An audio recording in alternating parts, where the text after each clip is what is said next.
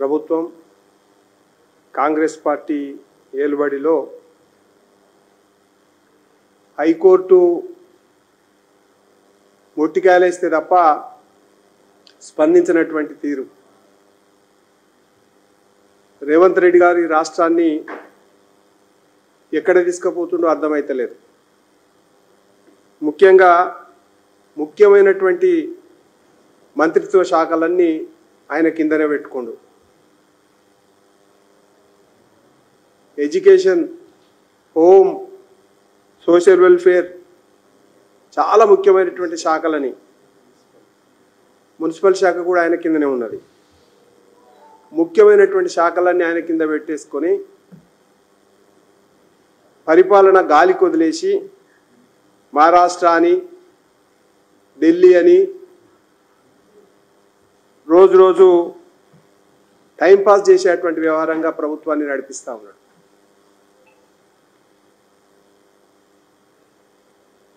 సంక్షేమ హాస్టల్ అన్నీ సంక్షోభ హాస్టల్గా మారిపోయినాయి.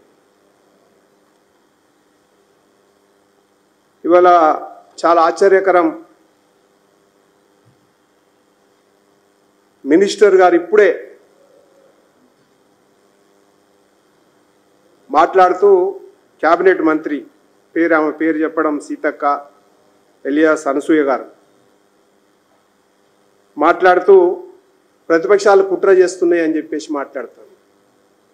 సంక్షేమ హాస్టళ్లలో ప్రతిపక్షాలు కుట్ర చేసి పిల్లల్ని చంపుతున్నారు అని చెప్తున్నారు. పిల్లలు చనిపోయేంత వరకు ఈ కుట్ర కోణాన్ని మీరు ఎందుకు తెలుసుకోలేకపోయారు? చనిపోవాలని అనుకున్నారా? మీరు సాగదీసే వ్యవహారం ఎందుకు చేసిండ్రు? మీకు తెలిసినప్పుడు మీ ఇంటెలిజెన్స్ ఎటుపోయింది? సామాన్యమైనటువంటి పేద బడుగు బలహీన వర్గాలు చనిపోతూ ఉంటే మీరు కుట్ర కోణం ఉందని చెప్పేసి కళ్ళెళ్ళ పెట్టి చూస్తుండ్రా? అసలు మీరు ప్రభుత్వాన్ని నడుపుతా ఉన్నారా, లేకపోతే వాళ్ళు చేస్తున్నారు కాబట్టి దాన్ని బయట పెట్టి లబ్ధి పొందుదామని చూస్తూ ఉన్నారా? వాళ్ళ మీద నెపం నెట్టుదామని ఆలోచన చేస్తూ ఉన్నారా? పిల్లలు చనిపోయేదాకా కుట్ర కోణాన్ని బయట పెట్టడం మీకు అవుతలేదా? దీంట్లో ఉన్నటువంటి అర్థం ఏందని చెప్పేసి మేము అడగదలుచుకున్నాం. చనిపోయిన తర్వాత పాపం పేద తల్లిదండ్రుల కడుపు కోత మీరు ఎట్లా తీర్చుదామనుకుంటా ఉన్నారు? ఇవాళ రాష్ట్రంలో తెలంగాణ ప్రాంతంలో కాంగ్రెస్ పార్టీ అధికారంలోకి వచ్చిన తర్వాత సోషల్ వెల్ఫేర్ వివిధ గురుకుల పాఠశాలలు ఇటువంటిలలో 51 మంది చనిపోయినారు ఈ రోజు వరకు. నేను కాకపోతే దాంట్లో డాటా కూడా ఏ జిల్లాలో ఎంతమంది ఏ రకంగా చనిపోయారు అన్నటువంటి విషయం కూడా ఈ సందర్భంగా మీకు ఇవ్వదలుచుకున్నా. 23 మంది విద్యార్థులు అభం శుభం తెలియనటువంటి పిల్లలు బలవన్మరణాలకు పాల్పడ్డారు. 10 మంది పిల్లలు అనుమానాస్పద స్థితిలో మరణించినారు. 4 మంది ఫుడ్ పాయిజన్తో చనిపోయినారు. 14 మంది అనారోగ్యంతో చనిపోయినారు. కేవలం కాంగ్రెస్ పార్టీ అధికారంలోకి వచ్చిన తర్వాత నేను చెప్తా ఉన్నా. నేను 38 గురుకులాల్లో ఫుడ్ పాయిజన్ కేసులు నమోదైనాయి. 38 గురుకులాలలో మొత్తం రాష్ట్ర వ్యాప్తంగా 886 మంది విద్యార్థులు అస్వస్థతకు లోనయ్యిండ్రు. ఇంతకంటే డాటా రాష్ట్ర ప్రభుత్వానికి ఇవ్వాల్సినటువంటి అవసరం ఉండదని చెప్పేసి నేను అనుకుంటున్నా. దీనికి ముఖ్యమంత్రి, మంత్రివర్గం వీళ్ళందరూ కూడా బాధ్యత వహించాలి అని చెప్పేసి భారతీయ జనతా పార్టీ కోరుతా ఉంది. ముఖ్యమంత్రి దగ్గరనే సోషల్ వెల్ఫేర్ మినిస్ట్రీ పెట్టుకున్నావు. కనీసం నీకు తీరుకుంటలేదు. నీకు ఢిల్లీకి సోనియా కుటుంబానికి ఊడిగం చేసేందుకే సరిపోతుంది. పేద ప్రజల గురించి ఆలోచన చేయడానికి నీకు టైం సరిపోదు. కనీసం మంత్రులకు ఇస్తే అటో ఇటో ఎవరన్నా దాన్ని పట్టించుకునేవారేమో. 100 రోజులు ఇప్పటికీ సంవత్సరం పూర్తవుతుంది. నువ్వు మంత్రివర్గంలో ముఖ్యమైనటువంటి మంత్రులు కూడా ఎవరికి ఇవ్వకుండా నీ కిందనే పెట్టుకున్నావు. నారాయణపేటలో జరిగినటువంటి సంఘటన నీ సొంత జిల్లాలో కూడా ఒకటే ఒక స్కూల్లో 3 సార్లు ఈ రకమైనటువంటి ఫుడ్ పాయిజన్ కావడం ఏదైతుందో ఎప్పుడు కూడా ఈ రకంగా జరగలే తెలంగాణ చరిత్రలో. ఆంధ్రప్రదేశ్ ఉన్నప్పుడు కూడా చిన్న రాష్ట్రం వస్తే అన్ని బాగుపడతాయి అనుకుంటాం. చిన్న జిల్లాలు వస్తే అధికార వికేంద్రీకరణ అయ్యి అధికారులు బాగా పట్టించుకుంటారని చెప్పేసి ఒక నాడు ఉంటుంది. కానీ చిన్న జిల్లాలైనా పెద్ద జిల్లాలైనా ఇవాళ ఏం తేడా లేనటువంటి పరిస్థితి. పేద ప్రజల యొక్క బతుకులు, చిన్న చిన్న స్కూళ్ళలో చదువుకునేటువంటి బడుగు బలహీన వర్గాలకు సంబంధించినటువంటి పిల్లల బతుకులు ఇలా పేనంలో నుంచి తీసి పొయ్యిలేసినట్టుగా మాడిపోతున్నటువంటి సంఘటనలు మనకు యథేచ్ఛగా కనపడతా ఉన్నాయి. డిఈఓ నారాయణపేట జిల్లాకు సంబంధించినటువంటి డిఈఓ అఫ్జల్ గనీ, ఈయనని గత నెల నారాయణపేటలో నవంబర్ 22 రోజు వనపర్తి జిల్లాకు ట్రాన్స్ఫర్ చేస్తున్నామని చెప్పేసి పత్రికాముఖంగా కలెక్టర్ వాళ్ళందరూ గవర్నమెంట్ ఆర్డర్ చెప్పడం జరిగింది. కానీ తెల్లారే మళ్ళీ వనపర్తికి ట్రాన్స్ఫర్ చేసి తెల్లారే మళ్ళా మన నారాయణపేట జిల్లాకే ట్రాన్స్ఫర్ చేశారు. వనపర్తి నుంచి ఒకటి రోజు కూడా వనపర్తిలో చేయకుండా మళ్ళీ అతన్నే నారాయణపేటకు డిఈఓగా మళ్ళీ తీసుకొచ్చింది. దీని అర్థం ఏంది? సదరు డిఈఓ ఎవరైతున్నారో అఫ్జల్ గనీ కరప్షన్ కేసుల కింద ఏసీబీ కింద కేసులు బుక్ అయినాయి. ఆయనను తీసుకొచ్చి మళ్ళీ వనపర్తికి ట్రాన్స్ఫర్ చేస్తున్నాను, మళ్ళీ వెంటనే నారాయణపేటకు. దీంట్లో ఉన్న మతలబ్ ఏంది? నీ సొంత జిల్లాలో ఎడ్యుకేషన్ డిపార్ట్మెంట్లో ఏం జరుగుతుందో రేవంత్ రెడ్డి గారికి తెలియదా? అవినీతి అధికారులకు ఎందుకు నువ్వు ఒత్తాసు బలికి ఈ రకంగా చేస్తున్నావు? మళ్ళీ ఈరోజు సీతక్క ఏం మాట్లాడుతున్నది? అధికారులు కూడా కొంతమంది సహకరిస్తున్నామని. అధికారులకు మీరు ఇస్తున్న చులకన కారణంగానే ఇవాళ ఈ రకమైనటువంటి దౌర్భాగ్యమైనటువంటి పరిస్థితులు మనకు కనపడతా ఉన్నాయి. తర్వాత విద్యా కమిషన్ సోకాళ్ళు పెద్ద మనుషులు ప్రొఫెసర్లు ఇలా గవర్నమెంట్లో పెత్తనం చేస్తున్న వాళ్ళు విద్యావేత్తలుగా సెల్ఫ్ డిక్లేర్డ్ విద్యావేత్తలు ఆకునూరు మురళి, కోదండరాం ప్రొఫెసర్, పిఎల్ విశ్వేశ్వరరావు ఎందుకు స్పందిస్తలేరు? ఈ విద్యా వ్యవస్థ మీద ఆగమైపోతుంటే, చిన్నపిల్లలు చనిపోతూ ఉంటే, ఆసుపత్రుల పాల్పడతా ఉంటే ఎందుకు స్పందిస్తలేరు? పెద్ద పెద్ద లెక్చర్స్ ఇస్తుంటారు కదా, ఉపన్యాసాలు ఇస్తుంటారు కదా, మీ మానవ హక్కులు ఎటుపోయినాయి? మీ బాల హక్కులు ఎటుపోయినాయి? కనీసం హాస్టల్స్ని సందర్శించేటువంటి తీరిక కూడా దొరుకుతలేదా? గొప్ప గొప్ప మాటలు మాట్లాడి అధికారం కుర్చీలు రాగానే తాబేదారులుగా ఎందుకు మారిపోయారని చెప్పేసి మేము అడగదలుచుకున్నాం. ఈ రకంగా ఈరోజు సంక్షేమ హాస్టల్స్ అన్నీ కూడా సంక్షోభ హాస్టల్స్గా మారిపోయినాయి. సంక్షేమం లేదు, మొత్తం సంక్షోభమే ఈ ప్రభుత్వం వచ్చిన తర్వాత. అంతకుముందుకున్నటువంటి ప్రభుత్వం కేసీఆర్ గారు ఒక విషయం మీ ముందు చెప్పాలి. కేశవగిరి,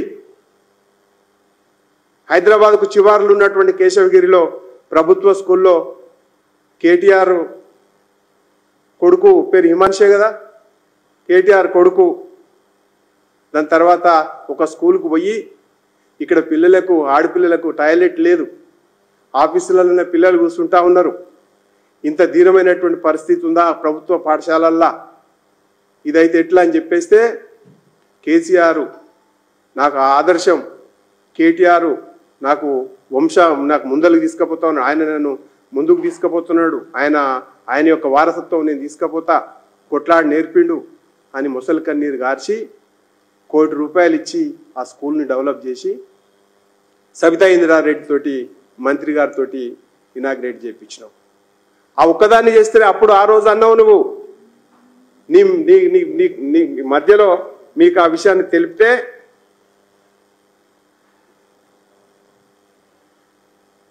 అక్కడో ఇక్కడో అయితే మేమేం చేయం, మేము అన్ని స్కూళ్ళలో ఎట్లా చేస్తామని చెప్పేసి గొప్పాలు పలికినావు కేసీఆర్. నా మనమడు నా కళ్ళు తెరిపించిండు అన్నావు, ప్రజలలో సింపతి పొందడానికి ప్రయత్నం చేసినావు. కానీ తర్వాత నీవే రకంగా దాన్ని కొనసాగించినవో ఇవాళ కాంగ్రెస్ అదే రకమైనటువంటి రేవంత్ రెడ్డి పరిపాలన కూడా అదే రకంగా కొనసాగుతుంది.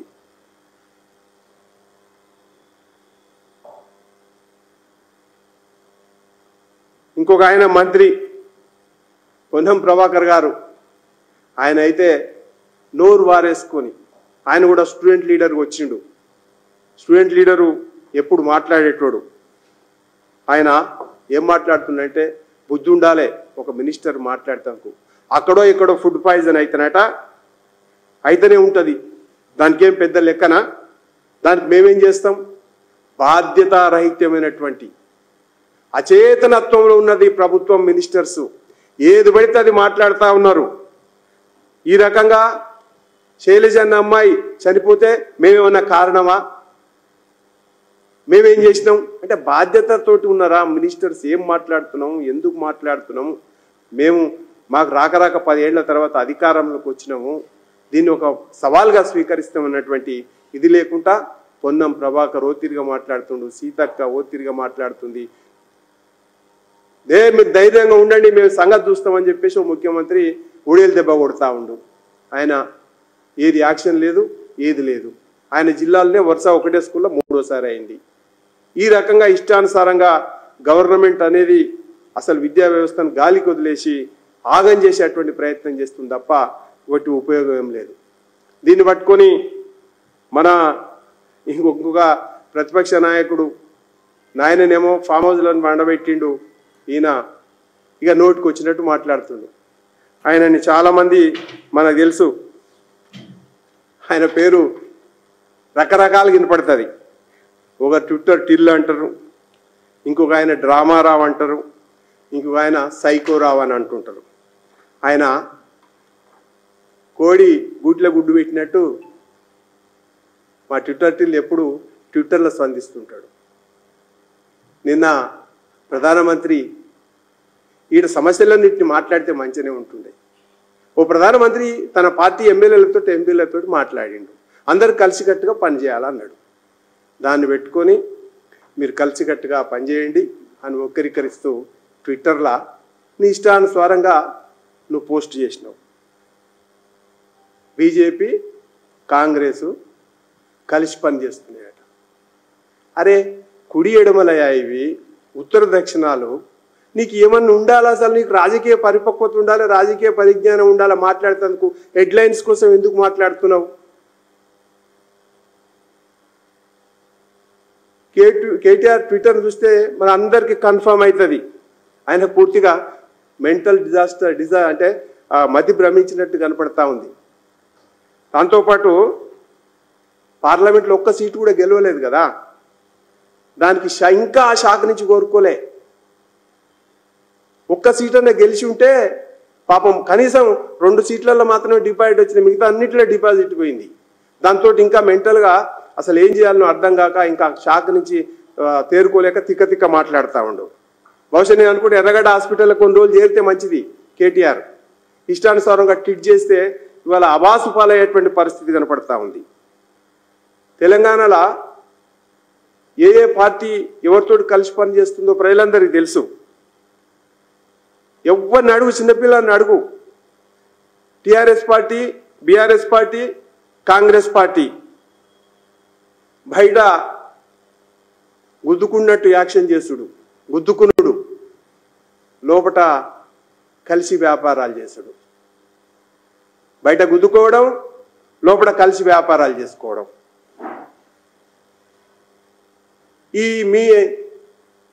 ఈ అక్రమ సంసారం ప్రజలందరికీ తెలుసు. ఏ రకంగా వ్యాపారాలు కలిసి తాల్మేలు చేస్తున్నారు.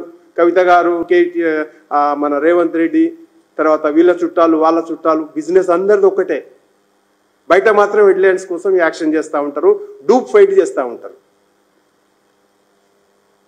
మరొక మాట చెప్తున్నా, మేము కలిసినామంటారు కదా బీజేపీ. ఒకసారి మీలో గుర్తు చేయాలనుకుంటున్నా, మీ నాయన మీ కుటుంబాన్ని అంతా అందరినీ తీసుకొని సోనియా గాంధీ దగ్గరికి ఇంటికి పోలే 10th జనపదకు. అందరి దగ్గర వంగి దండాలు పెట్టలే, కాళ్ళు పట్టుకోలే. అది బీజేపీ పట్టుకోమని చెప్పిందా? మీరే కదా కాంగ్రెస్ దేవత అని చెప్పేసి కాళ్ళు వంగి దండాలు పెడితే ఫ్యామిలీ గ్రూప్ ఫోటో దిగుతీవి కదా, ఆ ఫోటో చూపించమంటే చూపిస్తా. మీరు కేటీఆర్ ఎక్కువ మాట్లాడుతున్నావు. కాంగ్రెస్ పార్టీ వాళ్ళని టీడీపీ వాళ్ళని చేర్చుకొని మినిస్టర్స్ ఇవ్వలేను, మళ్ళీ గెలిపించినవా? అదే పార్టీ గుర్తు మీద మళ్ళీ నువ్వు మినిస్టర్స్ ఎట్లా తీసుకున్నావు? నువ్వు కాంగ్రెస్ వాళ్ళని అందరినీ తీసుకొని నువ్వు మినిస్టర్స్ ఇచ్చినావు కదా. సబితా ఇంద్రారెడ్డి కాంగ్రెస్ పార్టీలో గెలవలేదా? తీసుకుపోయి మినిస్టర్ ఇవ్వలే. ఇవాళ ఏం చేస్తున్నారు వాళ్ళు? మీ పార్టీ ఎమ్మెల్యేని తీసుకొని పోయి ఎంపీ టికెట్ ఇస్తా ఉండ్రు. మీ పార్టీ ఎమ్మెల్యేని బిడ్డని తీసుకొని పోయి ఎంపీ టికెట్లు ఇస్తా ఉండ్రు. ఈ కళ్ళ ముందులా కనపడుతుంది కదా. మీ ఎమ్మెల్యేలకేమో వాళ్ళు మంత్రి పదవులు ఇచ్చిర్రు, మీరు ఎమ్మెల్యేలకు మీరేమో డైరెక్ట్ కేటీఆర్ గారు మీరేమో కాంగ్రెస్ ఎమ్మెల్యేలకు కాంగ్రెస్ ఎమ్మెల్యేల పిల్లలకు మీరు ఎంపీ పోస్టులు ఇచ్చి గెలిపించిండ్రు. ఇది తెలుస్తలేదు ఎవరు కలిసి ఎవరు చేస్తున్నారు అనేది. కాంగ్రెస్ తోటి అనేదాన్ని బీజేపీ చరిత్రలో పొత్తు పెట్టుకుందా? 2004లో ఎవరు పెట్టుకుర్రు? ఒకసారి చరిత్ర చూడు. బహుశా నువ్వు అప్పుడు ఇక్కడ లేవనుకుంటా, అమెరికాలో ఉద్యోగం చేసుకుంటున్నావు అప్పుడు 2004లో. ఒకసారి తెలుసుకుంటే మంచిది. కాంగ్రెస్ పార్టీ తోటి డైరెక్ట్ టీఆర్ఎస్ పొత్తు పెట్టుకుందా లేదా దాన్ని కన్ఫర్మ్ చేసుకుంటే మంచిది. ఒకవేళ నువ్వు అప్పుడు ఇంకా అక్కడ సోకులు పడి అక్కడక్కడనే తిరుగుతున్నావు. తెలంగాణ ఉద్యమంలో కూడా లేవు నువ్వు. అప్పుడు ఉద్యోగం చేసుకుని హాయిగా జల్సాలు చేస్తున్నావు. ఒకసారి చరిత్ర తెలుసుకుంటే మంచిది.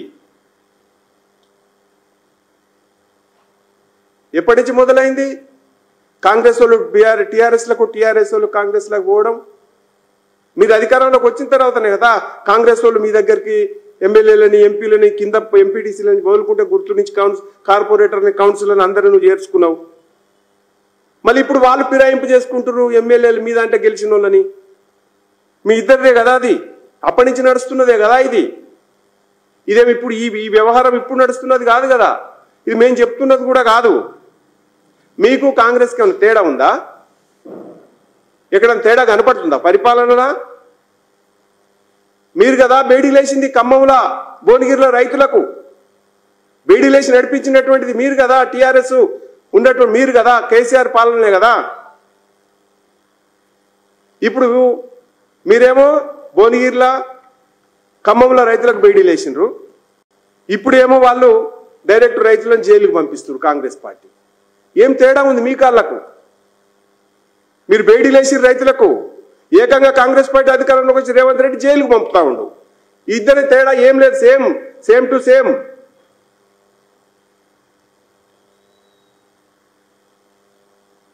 ఫుడ్ పాయిజన్ కేసులు హాస్టల్లో ఇవాళ జరుగుతున్నాయా?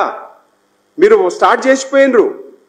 మీకంటే ఏమైనా తక్కువ తిన్నామా అని చెప్పేసి వీళ్ళు ఇంకా కాంగ్రెస్ పార్టీ రెట్టించిన ఉత్సాహంతో ఇంకెక్కువ మందికి ఫుడ్ పాయిజన్ చేస్తూ ఉంది. మీరు సన్నబియ్యం ఇస్తామన్నారు, సన్నబియ్యం ఇవ్వకపోయినరు. ఇప్పుడు వీళ్ళేం చేస్తారు? నాసిరకం పురుగుల బియ్యం పెడతా ఉన్నారు. ఆ కాంట్రాక్టర్ ఎవడో మీరు ఇచ్చిన కాంట్రాక్టరే. అప్పుడు మీరు కొంత దొబ్బిర్రు, ఇప్పుడు ఉన్నటువంటి ఈ కాంగ్రెస్ పార్టీ దొబ్బుతా ఉంది. నాసిరకం వస్తువులు తీసుకొచ్చి విద్యార్థులు అనారోగ్యంతో ఆటలాడుతున్నారు. చాలా మంది చిన్న పిల్లలు పాపం పేద వల్ల కడుపు కోతకు కారణమవుతున్నారు. కాంగ్రెస్ పార్టీ బీఆర్ఎస్ కదా, వాళ్ళు బాటలు వేసిపోయినరు, దాన్ని మీరు కొనసాగిస్తున్నారు. ఏంది మీకు కాంగ్రెస్కి ఏం తేడా ఉంది? ఇలా బీజేపీ కాంగ్రెస్ ఒకటి అంటున్నావు కేటీఆర్. నిరుద్యోగుల పైన దాడులు చేసింది మీరు కదా, అనేక సార్లు నిరుద్యోగ యువత మీద లాఠీ చార్జ్ చేయించింది మీరు కదా. ఉస్మాన్ యూనివర్సిటీని మొత్తం తెలంగాణ ఉద్యమానికి కేంద్రమైన ఉస్మాన్ యూనివర్సిటీ లాకౌట్ చేసి మొత్తం ఎక్కడికక్కడ బంధించింది మీరు కదా. ఇప్పుడు కాంగ్రెస్ పార్టీ కూడా ఉస్మాన్ యూనివర్సిటీని బంధిస్తూ ఉంది. నిరుద్యోగులను మొత్తం కూడా ఎక్కడికక్కడ అరెస్ట్ చేస్తూ ఉంది. దానికి సజీవ సాక్ష్యం అశోక్ నగర్ వ్యవహారం. మీకు వాళ్ళకి ఏం తేడా ఉంది? మీరు చేసిన దాన్ని వాళ్ళు కొనసాగిస్తూ ఉండరు. ఇలా కేటీఆర్ మీరు చేసిన పొరపాటుకు మీరే శిక్షను అనుభవించాలి. ఓటుకు నెట్ కేసులా రేవంత్ రెడ్డి దొరికితే ఏం చేసిరు? మీ కేసుని అట్లే తొక్కిపెట్టిర్రు. అది నిజం కాదా? రేవంత్ రెడ్డిని రక్షించింది మీరు కదా, కేసీఆర్ కుటుంబం కదా. శిక్ష పడే లెక్క చేసిండ్రా మీరు? కేసును కూడా ఆపి పెద్ద ట్రయల్ కూడా ముందుకు జరగనీయలేదు కదా. దానికి బదులుగా మీరు రేవంత్ రెడ్డి ఉపన్యాసాలు ఇచ్చి ఎలక్షన్స్లలో 1,00,000 కోట్ల అవినీతి జరిగింది కేసీఆర్ పరిపాలనలో. నేను డంకా బజాయించి చెప్తున్నా, కక్కిస్తా కేసీఆర్ నుంచి అని చెప్పినావు. ఎడగక్కిచ్చినావు. ఇప్పుడు ఏది అవినీతి మీద ఎందుకో సపోర్ట్ చేస్తలేవు. సంవత్సరం అయితే కావస్తుంది కదా, ఏదైనా బయట పెట్టినావా? ఎవరైనా జైలుకు పంపినావా? నిన్న వాళ్ళు జైలుకి పంపలే, కేసు ముందుకు నడపని శిక్ష పడేటట్టు చేయలే. ఇప్పుడు వాళ్ళు అప్పుడు నిన్ను రక్షించరు, ఇప్పుడు నువ్వు వాళ్ళని రక్షిస్తావు. కాంగ్రెస్ పార్టీ బీజేపీ ఒకటి. ఏం మాట్లాడుతున్నావు నువ్వు? నీకేమైనా సోయిండి మాట్లాడుతున్నావా? రాష్ట్రపతి ఎన్నికలు, ఆదివాసీ మహిళ ద్రౌపది ముర్ముని మేము ముర్ము గారిని ప్రైమ్ మినిస్టర్గా పెడితే, రాష్ట్రపతిగా పెడితే ఊరేగించింది ఎవరు? ఊరేగింది ఎవరు? కాంగ్రెస్ పార్టీ ఎవరు ఢిల్లీలో పెడుతుంది, ఈడ జులూస్ ఎవరు టీఆర్ఎస్ తీస్తుంది. ఇద్దరు కలిసి వ్యతిరేకిస్తారు. యశ్వంత్ సిన్హాను పెట్టి ప్రచారం చేస్తారు. కాంగ్రెస్ పార్టీ ఏమో ఆడ నిలబెడుతుంది యశ్వంత్ సిన్హాని. భారతీయ జనతా పార్టీ ఎన్డీఏ కూటమి ద్రౌపది ముర్ము గారిని పెడుతుంది.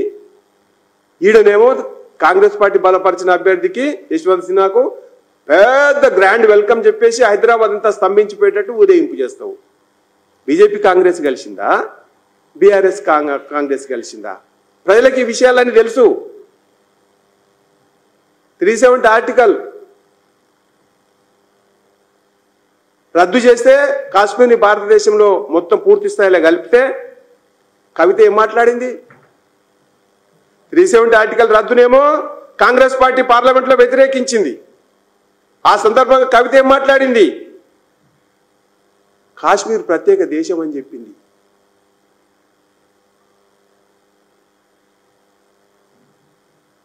ఇప్పుడు మళ్ళా కాంగ్రెస్ పార్టీ మమ్మల్ని గెలిపేయండి, కాశ్మీర్లో 370 ఆర్టికల్ ఉపసంహరిస్తా ఉన్నది. విధానాలలో ఎవరి సేమ్ ఉన్నాయి? బీజేపీ కాంగ్రెసా, టీఆర్ఎస్ కాంగ్రెసా? ఏంది మీరు చెప్తాదాల్చుకున్నది?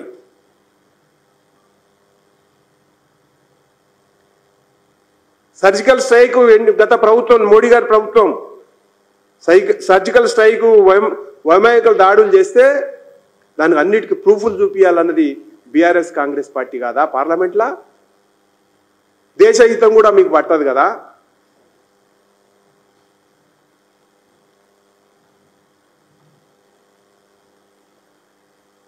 స్వచ్ఛమైనటువంటి పరిపాలన బీజేపీ మోడీ గారి పాలన ఇస్తూ ఉంది. మీరు బీఆర్ఎస్ పార్టీ మీ ఏంటి కాళేశ్వరం, మిషన్ కాకతీయ, మిషన్ భగీరథ, ధరణి, తెలంగాణ టీఎస్పీఎస్లో నియామకాల్లో అవినీతి, మొత్తానికి మొత్తం అవినీతి చేసింది బీఆర్ఎస్ పార్టీ.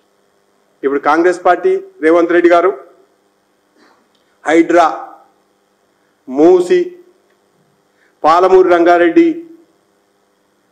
ఇరిగేషన్ ప్రాజెక్ట్ అంచనాల పెంపు, ధాన్యం కొనుగోలులో అవినీతి, మిల్లర్లకు అమ్మడంలో అవినీతి, ఇదలా ఒకవైపు బీఆర్ఎస్ పార్టీ ఓ రకమైనటువంటి అవినీతి చేస్తే, ఇవాళ కాంగ్రెస్ పార్టీ అదే ధోరణిలో ఇంకో రకమైనటువంటి అవినీతిని తెరలేపింది.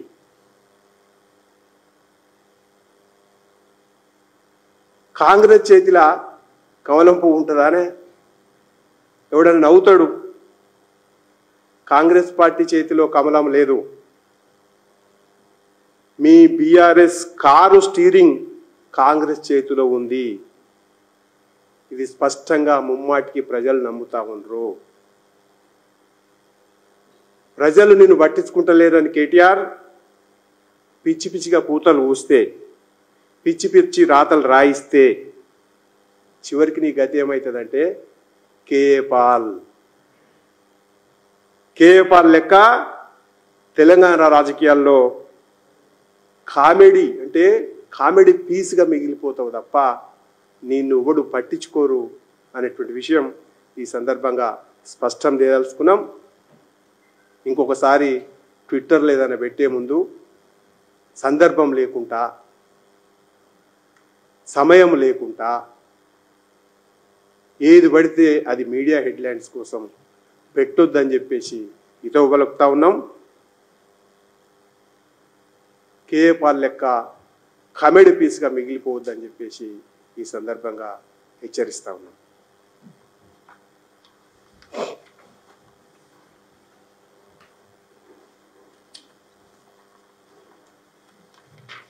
Thank you.